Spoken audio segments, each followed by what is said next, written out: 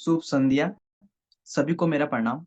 मैं doctor Nishan Tak international forum for promoting homoeopathy के हिंदी सत्र के 646 डे पर आप सभी का हार्दिक स्वागत करता हूँ। आप सभी अवगत होंगे कि एक अंतर्राष्ट्रीय आईएपीएच फोरम एक अंतर्राष्ट्रीय होम्योपैथी संस्था है जो पिछले कोविड काल से निरंतर दैनिक वेबिनार का आयोजन करता आ रहा है। प्रारंभ में ये अंग्रेजी और मलयालम भाषा में किया जाता रहा, तत्पश्चात राष्ट्रीय भाषा हिंदी में भी आयोजन किया जाने लगा। इस प्रकार के कार्यक्रम का मुख्य उद्देश्य होम्योपैथी के विशिष्ट पहचान के तहत सभी इच्छुक लोगों के साथ होम्योपैथी ज्ञान का साझा करना और सभी के बीच एक सद्भावना को प्रोत्साहित करना। आइए आज की इस बैठक को प्रारंभ करने से पहले हम 1 मिनट का मौन रखें और ईश्वर से मार्गदर्शन प्राप्त करें। धन्यवाद। मैं आप सभी का पुनः स्वागत करता हूँ। मैं आज की इस बैठक में मुख्य अतिथि डॉक्टर प्रणव श्रीवास्तव सर का हार्दिक स्वागत करता हूँ। आज का जो हमारा टॉपिक है, empowering families homeopath strategy for managing ADHD, और मैं मुख्य अतिथि से आग्रह करना चाहूंगा कि आप अपना व्याख्यान प्रारंभ करें। आपका बहुत बहुत धन्यवाद। हमारे इस वेबिनार में जितने भी लोग, जितने भी डॉक्टर्स, जितने भी चिकित्सक, जितने भी लोग जुड़े हैं, उनका मैं बहुत आभार व्यक्त करता हूँ। और सबसे ज्यादा मैं अपने दिल से डॉक्टर एम के साहनी सर का धन्यवाद देता हूँ, जिन्होंने मुझको इस प्लेटफॉर्म में बोलने के लिए आमंत्रित किया। तो आज हम बात करेंगे एडीएचडी पे।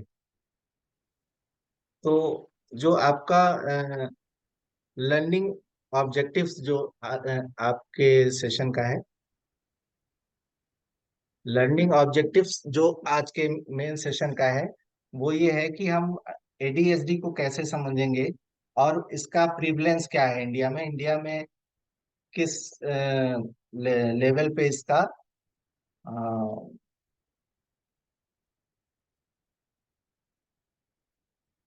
किस लेवल पे लोग इससे प्रभावित हैं, और आइडेंटिफाइंग इसके जो साइंस और सिम्टम्स हैं एडीएचडी के, वो क्या हैं, और किस तरीके से हम होम्योपैथिक प्रिंसिपल्स की सहायता से एडीएचडी का ट्रीटमेंट कर सकते हैं, और केस टेकिंग के क्या मेथड्स हैं इसके, और इसके जो ट्रीटमेंट आउटकम्स हैं और इम्प्रूवमेंट्स हैं, उसके बारे में हम आज इस सेशन में चर्चा करेंगे।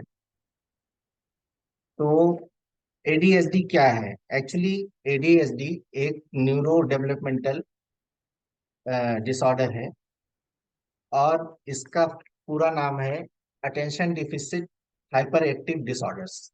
आजकल हम लोग देखते हैं कि बहुत सारे बच्चे, मोस्टली 4 to 10 ईयर्स में, जिनको कि जो कि जरूरत से ज्यादा हाइपर एक्टिव होते हैं, और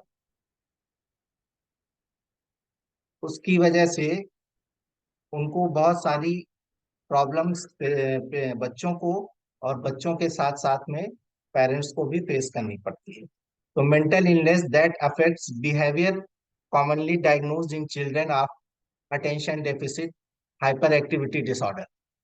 तो ऐसी मेंटल इलनेस जो कि उनके बिहेवियर को, कॉमन बिहेवियर को प्रभावित करती है, और मेनली उनके अटेंशन को प्रभावित करती है। छोटे बच्चों का जो अटेंशन है वो प्रभावित होता है, तो उसको हम लोग कहते हैं कि attention deficit hyper active disorders.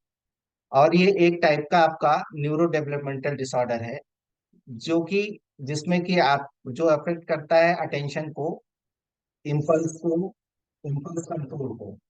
Mainly जो बच्चा होता है उसका जो व्यवहार है, वो अपने व्यवहार के ऊपर और जो एक्टिविटीज हैं उस पे उसका नियंत्रण कम हो जाता है। और तीसरा, उसका जो एकेडमिक परफॉर्मेंस है, बच्चा जब स्कूल में जाता है और सारी जगहों पे जब वो टीचर्स उससे इंटरेक्ट करते हैं, तो वो हर एकेडमिक परफॉर्मेंस में भी कहीं ना कहीं पिछड़ता है। जो सोशल रिलेशनशिप्स हैं उसमें उसको प्रॉब्लम आती है, और जो डेली फंक्शनिंग है उसमें भी बच्चा प्रभावित होता है। और ये जो आपकी बीमारी है, ये टिपिकली चाइल्डहुड एज में होती है, मोस्टली 4 से 10 साल में, और उसके बाद एडोलसेंस एज में भी हो सकती है। एस्टिमेटेड प्रीवलेंस रेट जो है वो 2 से 8% होता है स्कूल एज चिल्ड्रंस में। जो स्कूल में बच्चे जाते हैं उसमें ये सबसे ज्यादा पाया जाता है। हायर रेट्स जो है इनका, ये अर्बन एरियाज में ज्यादा ये मिलता है। बॉयज जो होते हैं वो ज्यादा फ्रीक्वेंटली प्रभावित होते हैं more than girls. Cultural factors ये आपके डायग्नोसिस को प्रभावित करते हैं, और लिमिटेड अवेयरनेस, ये इसमें आपका वर्ल्ड ओवरव्यू दिया है कि कहाँ पे कितने परसेंट लोग इससे प्रभावित हैं। साइन एंड सिम्टम्स,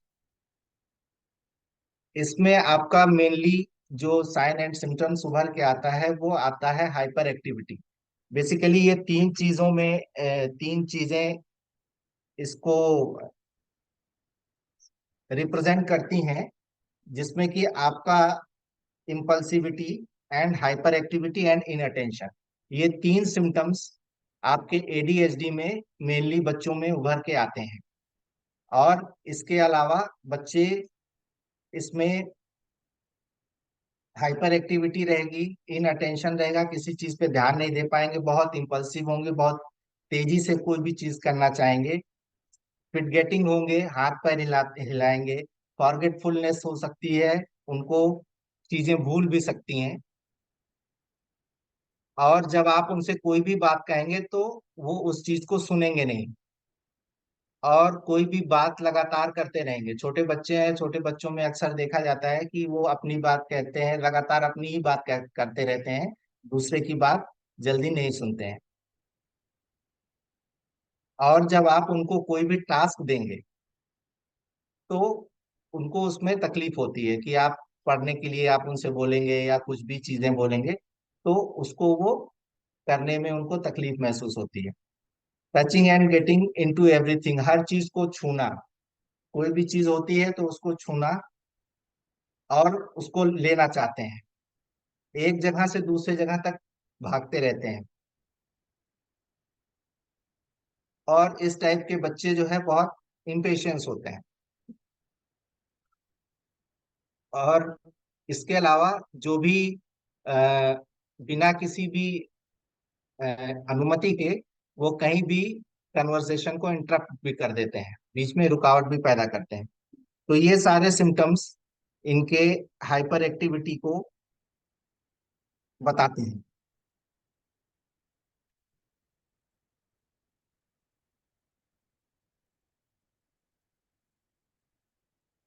इसके अलावा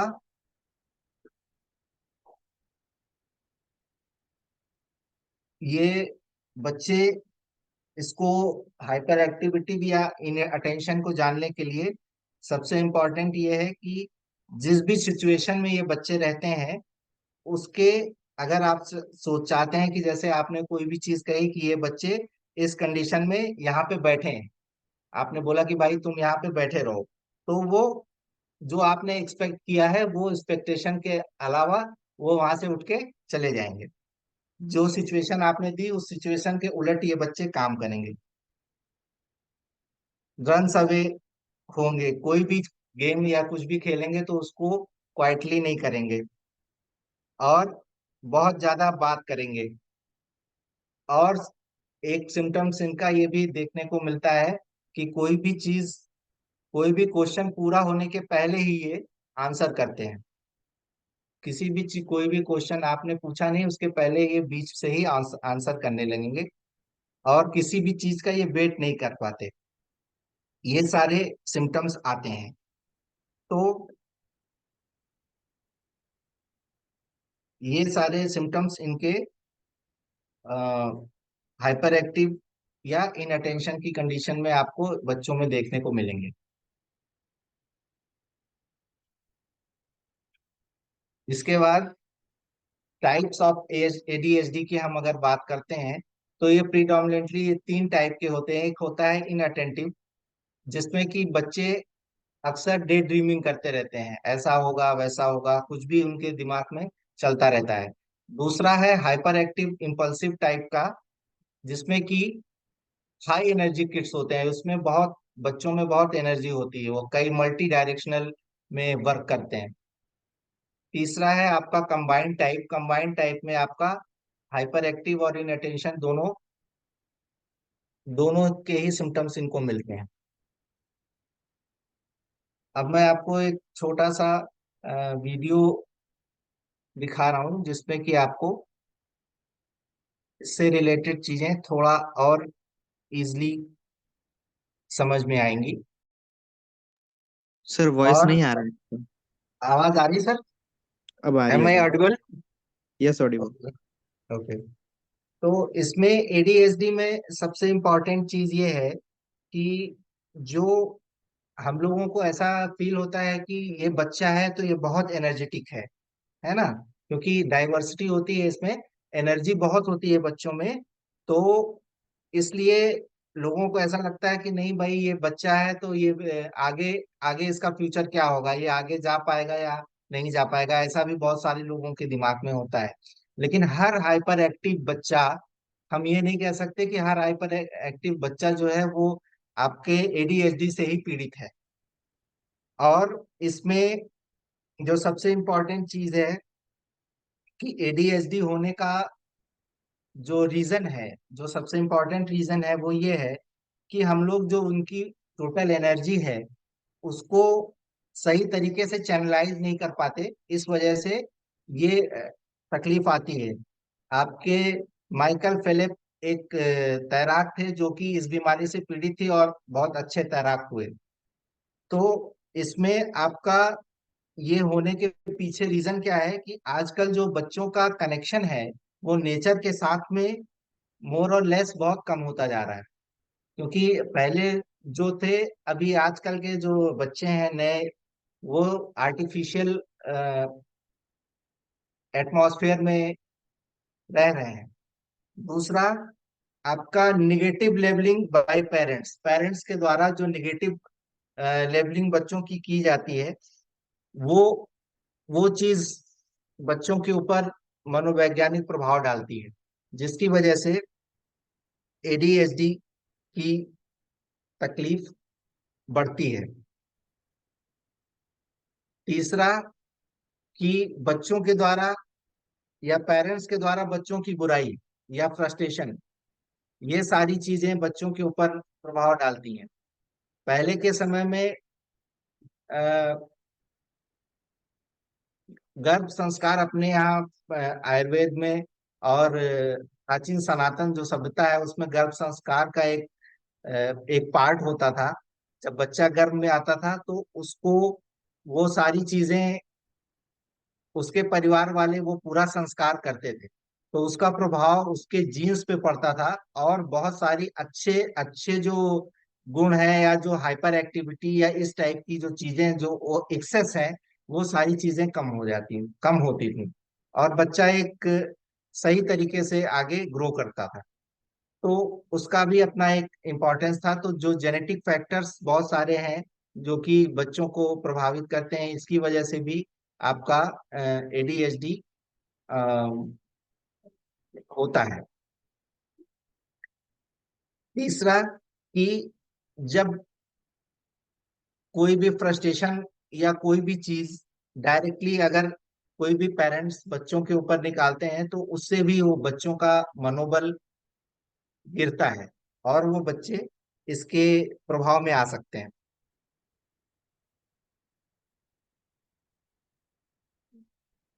अब इसमें सबसे इम्पोर्टेंट चीज है कि इसमें होता क्या है कि बच्चों का कॉन्फिडेंस लूज होता है, कम्युनिकेशन और कंसंट्रेशन। बच्चों का कॉन्फिडेंस लूज होना, कम्युनिकेशन में दिक्कत और उनका कंसंट्रेशन, ये तीन चीजें ज्यादा रूप से प्रभावित होती हैं। और सबसे इम्पोर्टेंट ये है कि अगर ऐसी स्थिति है तो हम पेरेंट्स क्या करें। हम पेरेंट्स क्या करें? तो पहली चीज तो काम योर सेल्फ, अपने आप को हमको शांत करना है। अननेसेसरली अपना जो भी फ्रस्ट्रेशन है या जो भी चीजें हैं उसका बच्चों के ऊपर हमको वो चीजें नहीं थोपनी है। और आज के समय में सारे ही पेरेंट्स जो भी हैं वो सब यही चाहते हैं कि भाई आप बच्चा कितना आगे आगे बढ़ने की दौड़ में अपनी सारी चीजें बच्चों के ऊपर थोपते हैं, तो वो कहीं ना कहीं जाके उनके ब्रेन को अफेक्ट करती हैं। तो पहली चीज तो अपने आप को शांत रखना है। दूसरी चीज है बच्चों को पावर ऑफ हग, मतलब उनको अपने गले से लगाना है। तो जब आप उनको हग करेंगे तो बच्चों को स्ट्रेंथ फील होगी। ऐसे इस टाइप के जो बच्चे हैं उनको स्ट्रेंथ फील होगी, उनको पॉजिटिवली प्रमोट करना है। क्योंकि जैसा कि हम सारे ही लोग जानते हैं कि भाई हग करने से ऑक्सीटोसिन का लेवल बढ़ता है, तो इससे दोनों को फायदा मिलेगा। बच्चों को भी, बच्चों को सुदृढ़ता मिलेगी और पेरेंट्स को भी फायदा मिलेगा।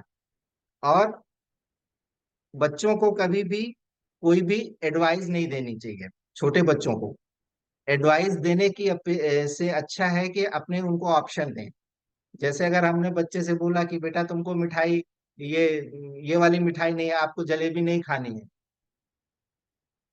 आपने किसी चीज को के लिए आपने डायरेक्ट एडवाइस दे दिया कि बेटा जलेबी नहीं खाओ, जलेबी खाने से दांत खराब हो जाएंगे, तो आपको ऐसा ना बोल के उनको एक, आपको ऑप्शन दीजिए कि बेटा ये चीजें हैं, तीन चार मिठाइयां हैं, इसमें से तुम कौन सी खाओगे।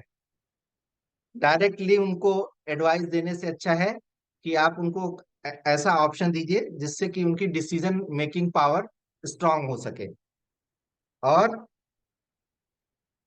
रात में सोते समय बच्चों को स्टोरी टेलिंग के माध्यम से चीजों को आप बताएं, जिससे कि उनका अ, मनोवैज्ञानिक प्रेशर जो भी है वो कम हो सके और वो अच्छी चीजें जान सकें, समझ सकें।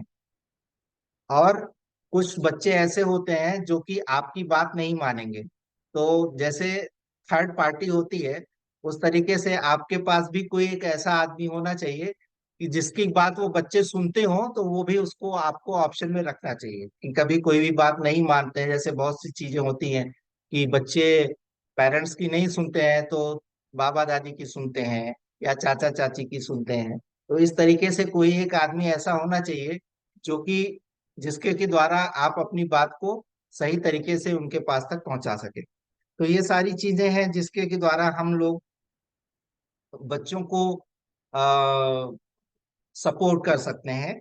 और सबसे इम्पोर्टेंट चीजें होती हैं कि ये तकलीफ ना बढ़े, इसके लिए हम बच्चों को डाइट क्या दें। क्योंकि आजकल के बच्चे जो हैं वो थोड़ा सा खाने के मामले में भी थोड़े से पीछे हैं, और ऐसी चीजें खाते हैं जिनसे कि उनका पेट और दिमाग दोनों का सही विकास होने में दिक्कत आती है। तो ऐसी चीजें जो बच्चों को खिलानी है वो उनको एसिडिक फूड से बचाएं। जो भी एसिडिक चीजें हैं उनसे उनको बचाना है। और जो भी आपके एल्कलाइन फूड्स हैं, जो भी वो सारी चीजें उनको आहार में आपको देनी है। बाहर के जितने भी फ्रूट्स हैं, बाहर की जितनी भी आपकी जो नूडल्स हैं और इस टाइप की जो भी चीजें हैं उसको आपको नहीं देना है। तो इससे उनका जो है मानसिक लेवल और शारीरिक लेवल दोनों ही स्ट्रांग होगा। और अगर हम इसके आप डायग्नोसिस की बात कर रहे हैं, तो इसमें ये आपको कहीं कहीं पे ये देखने को मिला है कि बहुत सारे बच्चे जो कि बहुत ज्यादा प्रेशर में रहते हैं, या उनके माँ बाप उनको बहुत ज्यादा डांटते हैं, या किसी भी तरीके का दबाव रहता है, तो बहुत सारे बच्चों का जब सर्वे किया गया तो ये चीज देखने में आई कि उनका उनके उनका एमआरआई किया गया ब्रेन का, तो उसमें थोड़े थोड़े से चेंजेस आए। लेकिन अगर हम डायग्नोसिस की बात करते हैं, तो डायग्नोसिस में ये चीजें आपकी एमआरआई या स्कैन में जल्दी दिखाई नहीं पड़ती हैं। ये आपके इसको जो है ये आपकी केवल क्लिनिकल डायग्नोसिस में ये चीजें आपको पता लगती हैं। और कोई भी बच्चा जिसमें कि जितने सिम्टम्स की हम लोगों ने अभी तक बातें की हैं, ये सारे सिम्टम्स अगर उसको 6 महीने से लेके साल भर के अंदर हम ये चीज लगातार देख रहे हैं, तो ही हम उसको इस कैटेगरी में लाके, मतलब इस कैटेगरी के अंतर्गत रख सकते हैं कि ये बच्चा एडीएचडी प्रभावित हो सकता है। अदरवाइज आज के समय के हिसाब से नेचर, जो पहले जितने शांत बच्चे थे, आज के समय के हिसाब से नेचर उनको तैयार कर रहा है आगे के 20-25 सालों के लिए, 30 सालों के लिए। तो ऑब्वियस सी बात है कि जो चीज हमको पहले नॉर्मल लगती थी, अभी थोड़े बच्चे तेज हैं तो अपने को लगता है कि नहीं वो बहुत हाइपर एक्टिव है। तो वो जो नेचर है वो उनको आगे के लिए तैयार कर रहा है उस हिसाब से। तो अगर ये सारे सिम्टम्स किसी भी बच्चे में काफी टाइम तक आपको देखने को मिले, साल साल भर या इस टाइप से आपको देखने को मिलते हैं, तो हम उसको इस कैटेगरी में ला सकते हैं। और इसका जो आपका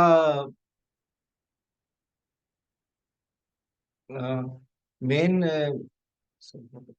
जो आपकी बहुत सारी बिहेवियरल थेरेपीज हैं, जिसके द्वारा कि इन बच्चों को काउंसलिंग के तहत सपोर्ट किया जाता है।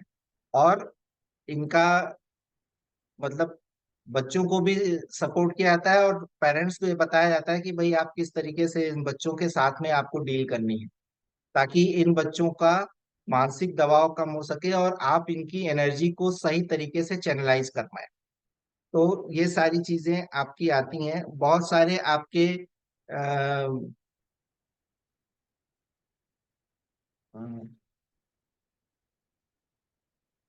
इपिन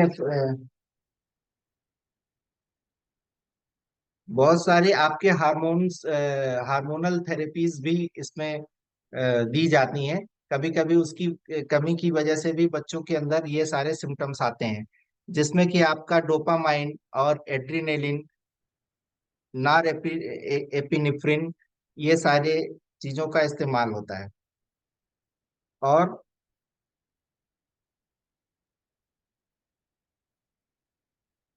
होम्योपैथिक ट्रीटमेंट की अगर हम बात करते हैं, तो इसमें अगर हम एडीएचडी के बारे में बात करें कि हमारी क्या अप्रोच होनी चाहिए, तो इसमें सबसे इम्पॉर्टेंट होता है कि इंटेंसिटी ऑफ द सिम्टम्स, कि किसी भी पेशेंट, जो भी एडीएचडी का पेशेंट है, उसमें उसमें जो बीमारी है उसकी इंटेंसिटी क्या है, किस तीव्रता के साथ में वो,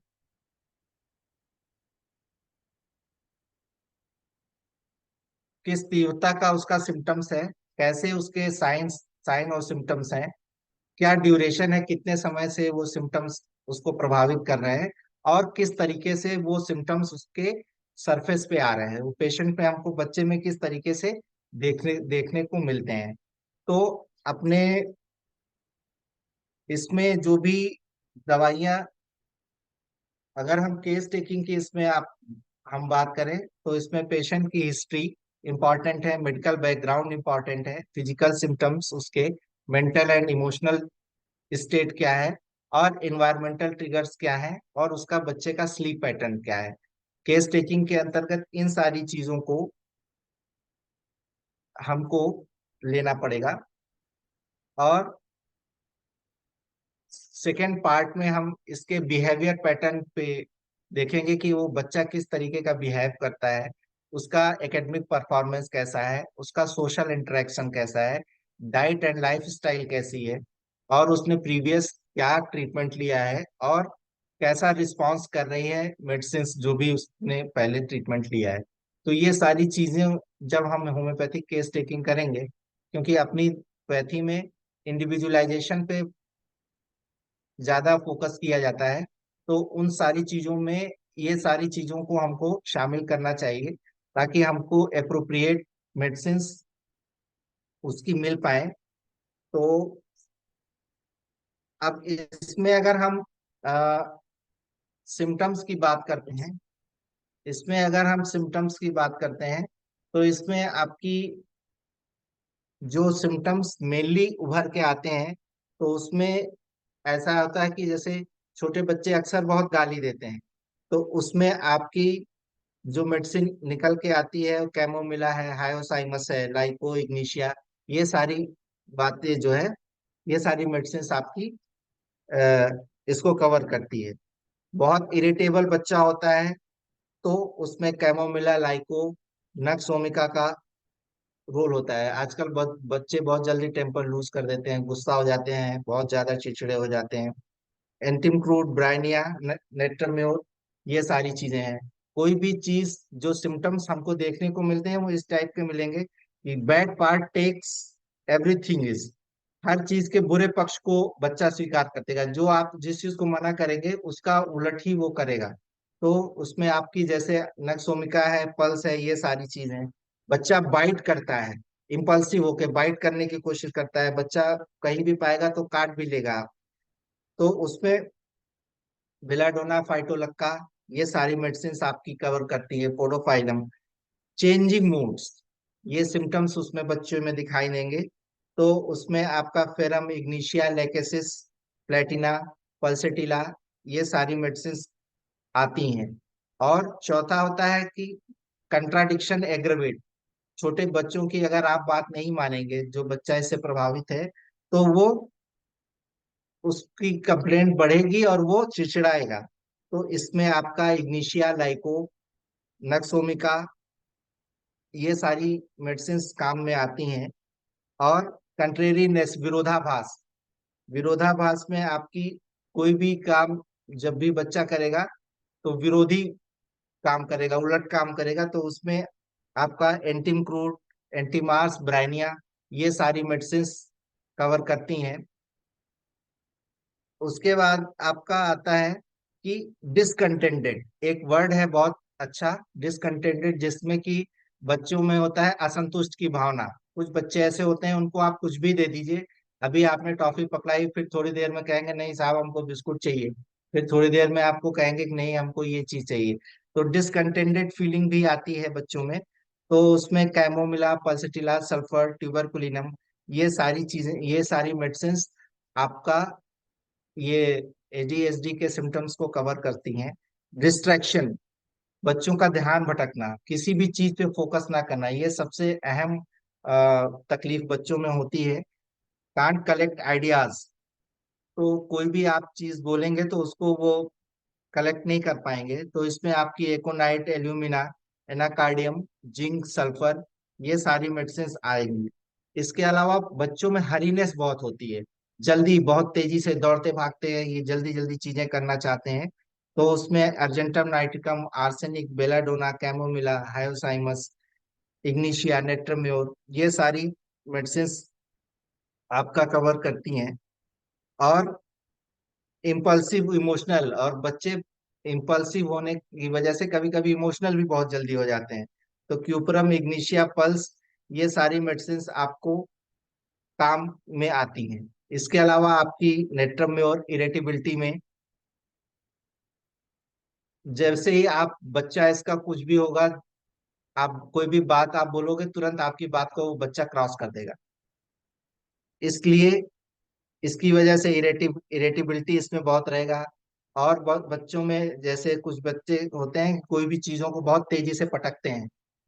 कभी कभी क्या होता है कि नर्वस वीकनेस की वजह से भी हाथ से चीजें छूट के बच्चों के गिर सकती हैं, या जिद्वश, क्रोधवश भी बच्चे जो है चीजें जमीन पे पटक सकते हैं। तो ये सारी चीजें उनके उसमें आती हैं। नक्सोमिका में एंजाइटी के साथ में इरेटिबिलिटी रहेगी। और कभी कभी बच्चे ज्यादा इम्पल्सिव होने की वजह से सुसाइडल टेंडेंसी भी बच्चों में आ सकती है। तो ये सिम्टम्स भी आते हैं। बच्चा इरिटेबल होगा, इम्पेशंस होगा, जल्दी से उसको गुस्सा आ जाएगा। इसके अलावा ट्यूबरकुलिनम आपकी जो मेडिसिन है उसमें एकांत पसंद करेगा, और इरिटेबल होगा, फ्रेटफुल होगा, गुस्सा बहुत आएगा। हर चीज उसको ऐसा लगेगा कि कुछ भी स्ट्रेंज है, जो भी चीज कहीं भी रखी है उसको लगेगा कि बिल्कुल अलग अद्भुत टाइप की चीज है कोई। इसके अलावा आपकी हायोसाइमस है, जिसमें कि बच्चा सस्पिशियस टाइप का रहेगा, और बैड इफेक्ट एंगर का रहेगा, जेलस, ये सारे सिम्टम आएगा। और इसके अलावा कोई भी बात जो करेगा वो बिना सब्जेक्ट ही करेगा। मतलब आपकी जो भी बात होगी वो सब्जेक्ट नरेटेड नहीं होगा। इसके अलावा स्ट्रामोनियम में रिलीजियसनेस और सीजलेस टॉकिंग, लगातार बात करता रहेगा। रैपिड चेंजेस आएंगे। टेरेंटुला स्पेनिया, sudden alteration of mood, mood उसका जो है सडन चेंज हो जाएगा। डिस्ट्रक्टिव इम्पल्सेस होते हैं इनके, और हर चीज जो है तोड़ फोड़ या इन सारी चीजों में बच्चे करते हैं।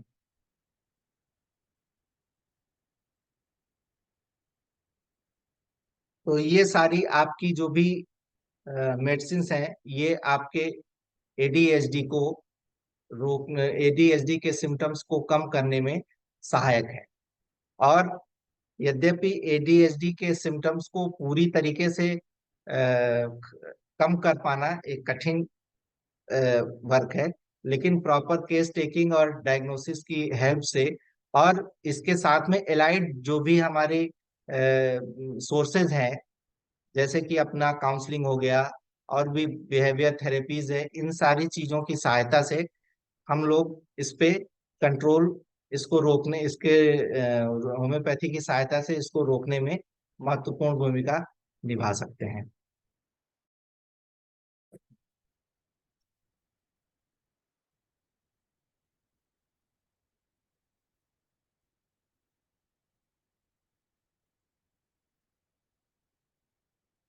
और रेमडी सिलेक्शन का जो हमारा क्राइटेरिया है, वो एक तो होना चाहिए कि इंडिविजुअल सिम्टम्स, सिम्टम पैटर्न पे, क्योंकि हर बच्चे जो है वो अपने आप में अलग है, और उनकी इंडिविजुअल जो सिम्टम्स हैं उसके आधार पे हमको केस टेकिंग करनी पड़ेगी। उनके मेंटल और इमोशनल स्टेट को देखना पड़ेगा कि उनका मानसिक स्वभाव कैसा है, बहुत उग्र है या बहुत हरीडनेस है, या बहुत ज्यादा इम्पेशंस है उनके अंदर, या बहुत ज्यादा क्वेरलसम कंडीशन है उनकी, बहुत उनको गुस्सा आ जाता है जल्दी।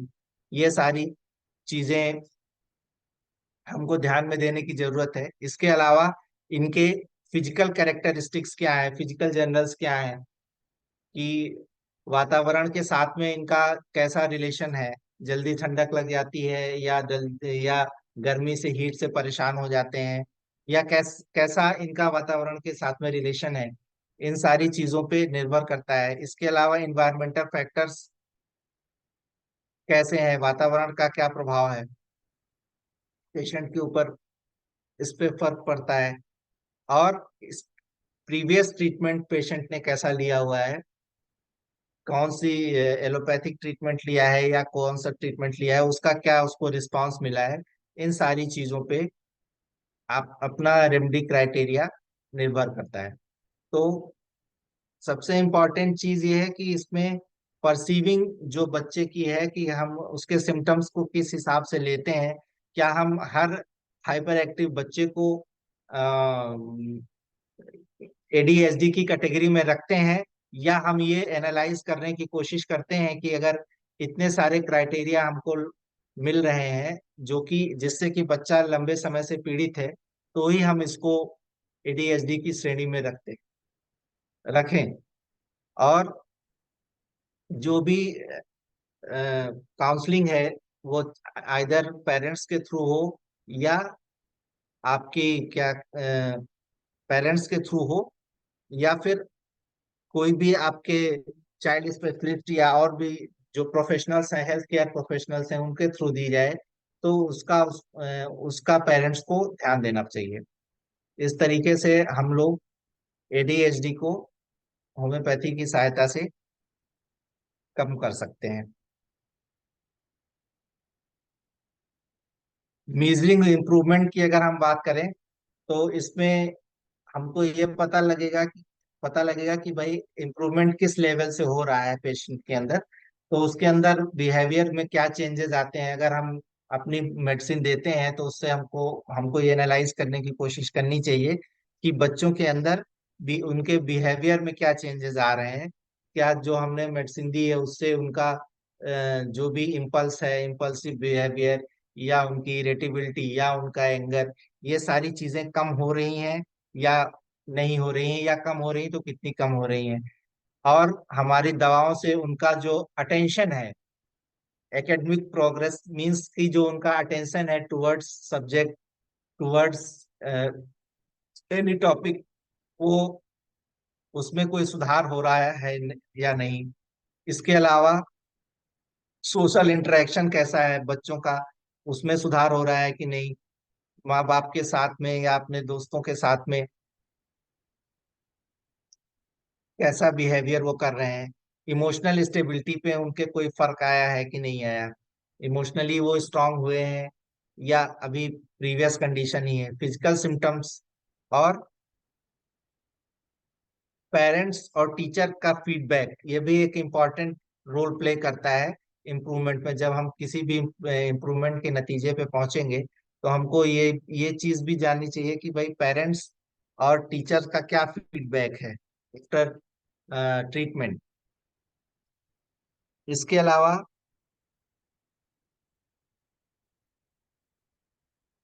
अलावा कई सारी स्केल्स हैं जिसके थ्रू की एडीएचडी का एडीएचडी को रेट किया जाता है, जिसमें कि आपकी चाइल्ड एंड एडोलेसेंट स्केल है, कंसल्टेटिंग स्केल्स है जिसके थ्रू की हम एडीएचडी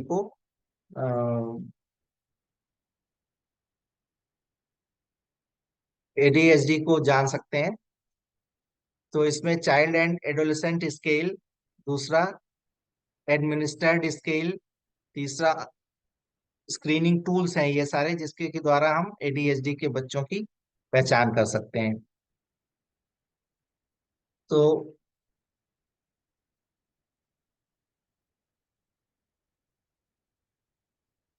तो ये सारी चीजें हैं जिनका कि ध्यान दे के हम एडीएचडी के सिम्टम्स को कोप अप कर सकते हैं, और इस तर, इस तरीके के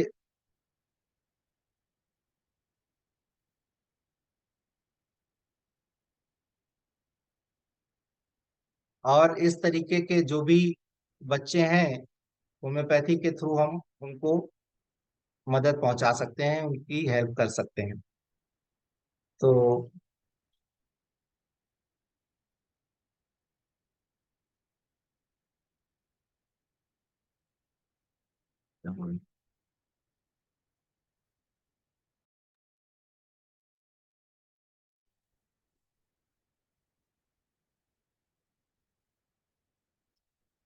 इम्पोर्टेंट, इसमें नेक्स्ट एक पार्ट और बचता है जो कि है आपका चैलेंजेस इन ट्रीटमेंट। कौन कौन से चैलेंज हम फेस करते हैं ट्रीटमेंट के दौरान। तो इसमें है इंडिविजुअल रिस्पांस वेरिएशन। कोई भी इंडिविजुअल पेशेंट जो है उसका क्या रिस्पांस है, या उसके रिस्पांस में क्या वेरिएशंस हैं, इस पे भी हमारा ट्रीटमेंट निर्भर करता है कि कौन सा आदमी कैसा रिस्पांस कर रहा है। टाइम रिक्वायर्ड फॉर इम्प्रूवमेंट, और अपने मेडिसिन में से इम्प्रूवमेंट के लिए समय की भी जरूरत होती है, समय भी लगता है। और कौन कौन से कंप्लायंस इश्यूज हैं, कौन कौन से इश्यूज आते हैं, कौन कौन से इन्वायरमेंटल फैक्टर ऐसे हैं जो कि उसके ट्रीटमेंट में, कौन कौन से ऐसे मेंटेनिंग कॉज हैं जिसकी वजह से उसके ट्रीटमेंट में देर हो रहा है, ट्रीटमेंट में समय अधिक लग रहा है, और कौन कौन से सपोर्ट सिस्टम की हमको जरूरत है। ये सारे चैलेंजेस जब हम पेशेंट को डील करते हैं तो ये सारी चीजें हमारे सामने आती हैं।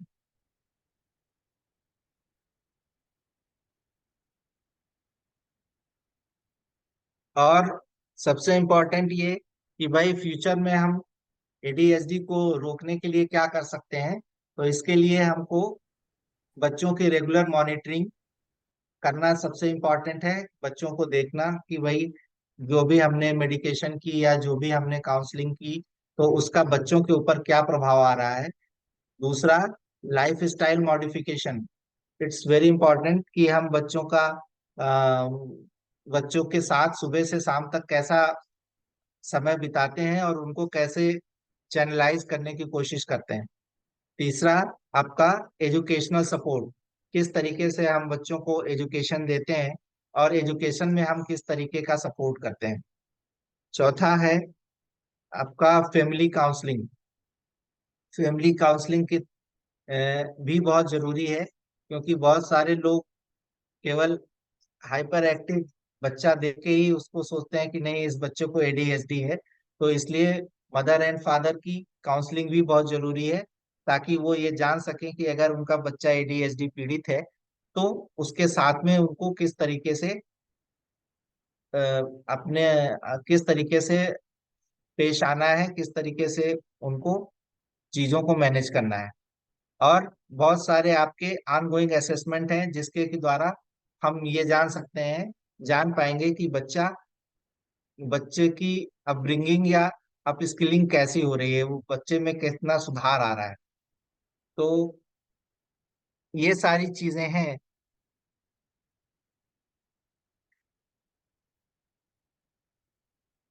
ये सारी चीजें हैं जिसके के द्वारा हम एडीएचडी से प्रभावित बच्चों को की मॉनिटरिंग कर सकते हैं, और होम्योपैथी के थ्रू जो भी उनकी प्रॉपर केस टेकिंग है, प्रॉपर केस टेकिंग करके उनके लिए एक सही मेडिसिन का चुनाव कर सकते हैं। तो this is all about ADHD and use of homeopathy in controlling ADHD in children. In future हमें होम्योपैथी को सक्सेसफुली यूज करके एडीएचडी एडीएचडी को दूर करने की कोशिश करनी चाहिए। और इसके अलावा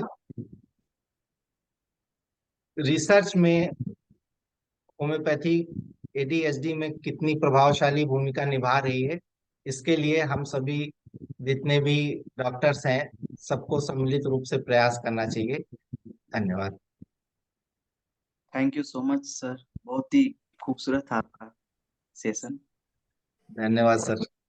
मैं कुछ ऐड करना चाहूंगा इस सेशन में। बोलिए। यह है का एक आजकल एक चैलेंजिंग टॉपिक है सोसाइटी के, हमारे होम्योपैथ के लिए। जी जी। लेकिन आप में मतलब इसमें मैं ऐड करना चाहूंगा कि आजकल जितने भी बच्चे पैदा हो रहे हैं ना, उसको हम देखें ना, एक आइडिया लेना, जी तो ऐसा क्यों रहा है? उस चीज पे अपन जा ही नहीं रहे। अपन जितने भी इलेक्ट्रॉनिक आइटम हैं, इन जी चीजों जी। पे ज्यादा फोकस कर देना चाहिए, इन चीजों से दूर बिल्कुल रखना बिल्कुल चाहिए। सही। तो बिल्कुल सही मतलब कह रहे हैं। प्रेग्नेंट लेडी होती है, उसको क्या क्या प्रिकॉशन रखने चाहिए, बहुत सारी चीजें अपन देखते हैं। लेकिन एक हमारा जो मेजर फैक्टर है, हम उसको ट्रीट ही नहीं कर रहे, ना उस पर हम बोल रहे हैं। और जितने भी होम्योपैथ ट्रीट कर रहे हैं, और मैं भी आपको 2 बुक शेयर करूंगा, जितने भी होम्योपैथ बैठे यहाँ पे, जी जी। एविडेंस। अगर आप मतलब आप नहीं, मतलब सभी को बोल रहा हूं मैं, जो भी एडीएचडी के पेशेंट ट्रीट करना चाह रहा है, अगर वो दोनों बुक पढ़ ली, जी जी। इतना आसान हो जाएगा, इतना इजी हो जाएगा उस रास्ते पे मतलब पहुंचने के लिए, एडीएचडी को ठीक करने के लिए। जी जी। शायद वो बैन बुक, वो अमेरिका के कुछ और सबसे बड़ा जो फैक्टर है ना, उसका जो बेसिस है ना, वो है वैक्सीन। वैक्सीन पे कोई बोल ही नहीं रहा है। आज देखिए, आज एक इंसान की उम्र क्या है? 60-70 साल की। हमारे पिछले पूर्वज में जाए ना, पिछले हमारे पास्ट में जाए, तो कितने साल तक लोग जीते थे? बिल्कुल बिल्कुल सही कह रहे 10,000 साल तक जीते थे। उनका हैं। खान पान, वो इन चीजों से दूर रहते। बहुत सारी जो ये 2 बुक शेयर करना चाहूंगा मैं आपको, ये देखना बिल्कुल एक बार। बिल्कुल। बिल्कुल बिल्कुल। Vaccination social violence. एक second sir. Okay. Vaccination social violence. Okay. एक ये बुक है, और एक दूसरी बुक का भी मैं आप, ये सर ये, क्लियर नहीं शो हो रही है मुझे। आप पढ़ दीजिए, आप नाम पढ़ दीजिए, एक निशान जी। ए शॉट इन द डार्क, मतलब कि बचपन में अच्छा। इतने के लगाते हैं बिना फालतू के डीपीटी के, बीसीजी के, कोई बिल्कुल मतलब कि बिल्कुल बिल्कुल वो सही कह रहे बेस बेस मिलेगी। इतने सारे डिजीज ये हमारे ब्रेन को डैमेज कर रहे हैं। हैं। अपन बिल्कुल अंध बिल्कुल भक्त की तरह हम वैक्सीन लगाते रहते हैं बच्चों को, कोई मतलब नहीं है। आज जो कोविड 19 की वैक्सीन लगी है ना, उसका मेरे पास एविडेंस है, उसके मेरे पास वीडियो, वो क्यों आया, लेकिन हम ऐसा बोलने लगेंगे तो हमको कल जेल हो जाएगी ऐसे तो, खुल के। एक होम्योपैथ को जाने की जरूरत है, क्योंकि हमारे पास ही इसके नोसोड से, हमारे पास ही मेडिसिन से, हमारे जो मेन पॉलिकस रेमेडी है इतना डीपली एक्ट नहीं करती है, क्योंकि हमारा वैक्सीन तो हर एक जीन जीन में जाता है, हमारा एक मतलब कि सेल्स में जाता है वैक्सीन का। मैं अगर बोलने लगूंगा तो एक एक घंटा लग जाएगा, लेकिन टाइम बहुत कम है हमारे पास, 5 मिनट है, इसलिए मैं इतना ही बोलना चाहूंगा कि वैक्सीन को ट्रीट करना बहुत जरूरी है। वैक्सीन का साइड इफेक्ट इतने सारे हैं ना। आज जो कोविड 19 अभी मैं आप जो बात कर रहे हैं ना, अभी एडीएचडी है, सीपी चाइल्ड के है, ऑटिज्म के बच्चे आ रहे हैं आजकल मार्केट में, लेकिन बिल्कुल इसका अभी अभी तक इसका मार्केट में क्यों आया? क्योंकि हमारे जो पूर्वज ने बहुत सारे वैक्सीन लगा चुके हैं, बहुत सारे पेंडेमिक एपिडेमिक आ चुके हैं हम्म।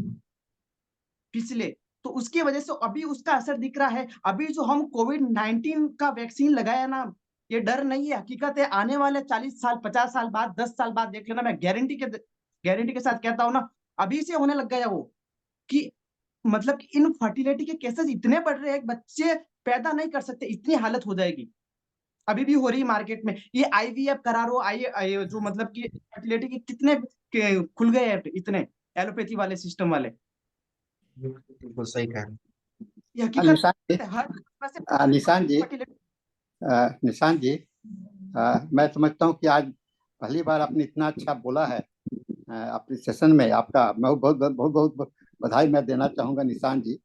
और मैं एक अब से एक रिक्वेस्ट करूँगा निशान जी, जी जी आप एक सेशन लीजिए, मैं आपसे बात कर लूंगा, और एक सेशन हम लोग का जो आप तो इससे वाकिफ हैं, आप सेशन को चला भी रहे हैं, तो आप इस सेशन को एक सेशन आप इसी पर side effect of sir vaccine एक लेख तैयार कीजिए और प्रस्तुत कीजिए। ओके। बस इतना टाइम वो था नहीं, मैं इतनी मैं किताब देख चुका हूँ, आपने मुझे शेयर भी किया है, कुछ इंफॉर्मेशन आपने मुझे भेजा भी है, शेयर भी किया है, तो उस है। चूंकि हम लोग के पास में अब समय नहीं है, हम लोग के पास में मात्र 3 मिनट बचा है, कुछ सवाल जवाब है उस लोग को पूरा कर दें, है ना।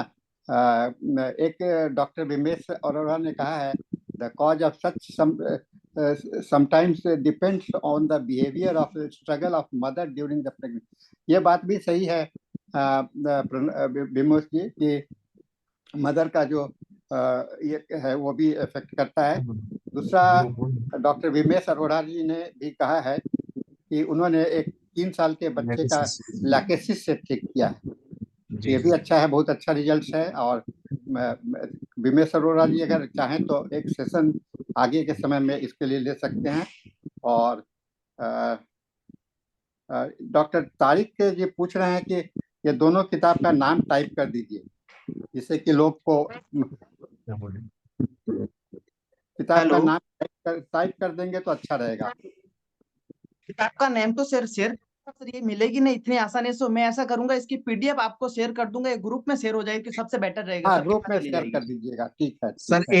एक रिक्वेस्ट थी कि हम लोग इस टॉपिक पे एक प्रॉपर रिसर्च करें और उसको पब्लिश किया जाए बिल्कुल बिल्कुल। एडीएसडी के ये लिए। आप लोग बहुत लोग इंटरेस्टेड हैं, डॉक्टर विमेश जी भी बोल रहे हैं, डॉक्टर निशान जी भी हम लोग के अपने फोरम में हैं, और डॉक्टर प्रणव जी भी आज आपने बहुत अच्छा लेक्चर दिया है, बहुत अच्छा प्रस्तुति आपका है।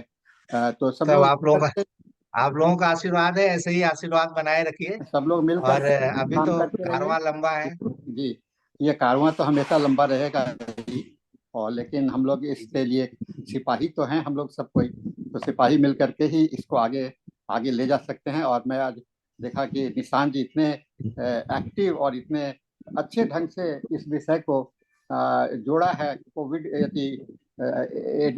एडीएचडी के साथ में। मैं निशान जी को भी बहुत बहुत बधाई देना चाहता हूँ। ये इनकी जागरूकता, मैं तो सोच रहा था कि बहुत चुप रहते हैं, बहुत कम बोलते हैं, लेकिन आज इनकी आवाज सुन करके मुझे बहुत अच्छा लग रहा है। तो बहुत बहुत मैं बधाई। और होम्योपैथी सर सर बहुत सर मैं होम्योपैथी से बहुत प्यार करता हूँ और मोहब्बत करता हूँ होम्योपैथी से। बस यही प्यार बना रहे, यही मेरा आशीर्वाद है, और आप इसमें आगे बढ़ते रहिए। और क्योंकि हम लोग के पास में सेशन समाप्त हो चुका है, अंग्रेजी सेशन हम लोगों का शुरू होने वाला है। मैं ये बताना चाहूँगा, कल एक बहुत ही हिंदी सेशन हम लोगों का बहुत ही महत्वपूर्ण है, 647 डेज है, और डॉक्टर बी साहनी का 100th बर्थ एनिवर्सरी हम लोग इस फोरम पर मनाने जा रहे हैं हिंदी सेशन में, जहाँ के हमारे 2 स्पीकर होंगे। और इसी तरह से अंग्रेजी सेशन भी हम लोगों का बहुत ही महत्वपूर्ण है, क्योंकि हम लोग 1600 दिन पूरा करने जा रहे हैं कल। तो कल का दिन अपने आप में बहुत ही महत्वपूर्ण है, 17 जनवरी। आप सभी को इसमें शामिल होइएगा। आइए, इसमें 17 जनवरी को अंग्रेजी सेशन में डॉक्टर अनिल खुराना जी, जो कि एनसीएच के चेयरमैन हैं, वो भाग लेंगे, उनसे हम लोग बात करेंगे। और हिंदी सेशन में डॉक्टर बी साहनी के विषय में हम लोग जानेंगे। दोनों सेशन को डेडिकेट किया गया है आपको international forum for promoting homoeopathy के साथ। तो प्रणव जी, आपको इस सेशन में आने के लिए बहुत बहुत बधाई। और इसके साथ ही आज का यह सेशन समाप्त होता है, और मैं ये सेशन को डॉक्टर धनेश जी को हैंड ओवर करता हूं, so that he can start his session. Doctor, over to you doctor Dhanesh, you can start your session now.